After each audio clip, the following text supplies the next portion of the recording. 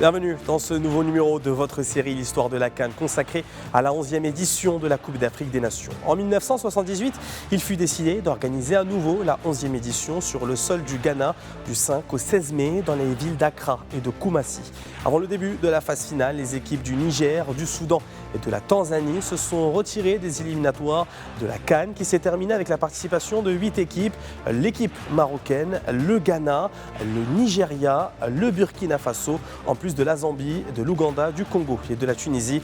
Le premier groupe comprenait le pays hôte, le Ghana, ainsi que le Nigeria, la Zambie et le Burkina Faso, tandis que le Maroc, tenant du titre, se trouvait dans le deuxième groupe avec la Tunisie, le Congo et l'Ouganda. L'équipe ghanéenne a terminé en tête du premier groupe après 2 victoires et un match nul, tandis que l'équipe nigériane a suivi avec une victoire et 2 scores de parité. Dans le deuxième groupe, l'équipe ougandaise a montré un niveau différent de ses précédentes participations puisqu'elle a commencé par une victoire face au Congo, puis perdu face à la Tunisie, éliminant le tenant du titre, le Maroc, après l'avoir battu par 3-0 afin de se qualifier comme leader de cette poule devant les Aigles de Carthage à la différence de points. L'équipe nationale marocaine a commencé son parcours en phase de groupe par un match nul, un but partout face à la Tunisie grâce à un but de Hassan Amcharat, surnommé Asela, au stade de Koumassi. Elle a ensuite battu le Congo au deuxième match sur le même résultat grâce à un nouveau but d'Asela.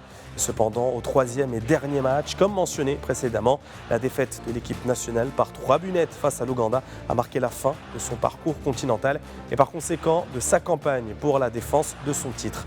En demi-finale, l'équipe hôte, le Ghana, affrontait la Tunisie, match qui s'est soldé par la qualification des Black Stars pour la finale. Et lors de la seconde demi-finale, l'Ouganda a continué ses belles performances et a éliminé à la surprise générale le Nigeria sur le score de 2-1. Le match de classement, la petite finale, a été témoin d'un événement sans précédent à l'époque, après que l'équipe nationale tunisienne a décidé de se retirer à la 42e minute en raison de décisions arbitrales défavorables face au Nigeria.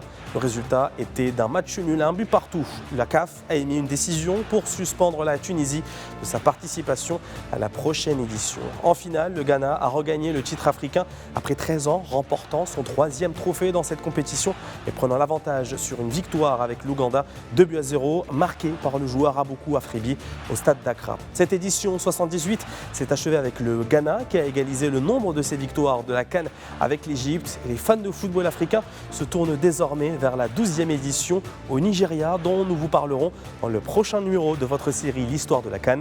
À bientôt.